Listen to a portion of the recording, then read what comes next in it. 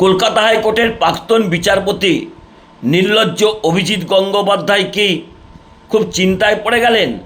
কারণ বর্তমানে তিনি তমলুকের সাংসদ হয়েছেন ভারতীয় জনতা পার্টির। কিন্তু গত দুদিন আগে ভারতবর্ষের সুপ্রিম কোর্টের প্রধান বিচারপতি বি.আর. গওয়াই ব্রিটেনে যে বক্তব্য রেখেছেন তা কিন্তু যথেষ্ট দুশ্চিন্তায় ফেলেছে কি অভিজিৎ গাঙ্গুলিকে। বি.আর. গওয়াই তিনি ব্রিটেনে বলেছেন যে যেভাবে বিচার ব্যবস্থার সঙ্গে যুক্ত মানুষজন বিভিন্ন রাজনৈতিক দলে প্রবেশ করছেন তাতে বিচার ব্যবস্থা নিয়ে মানুষের প্রশ্ন ওঠে। অর্থাৎ এই মন্তব্যই কি অভিজিৎ গাঙ্গুলিকে যথেষ্ট দুশ্চিন্তায় ফেলেছেন? কারণ তৃণমূল কংগ্রেস তো তাকে কটাক্ষ করেন তিনি নাকি দোকান কাটা। সেই দোকান কাটার কি এই বক্তব্যে কোনো দুশ্চিন্তা বাড়ল বা লজ্জা বাড়ল?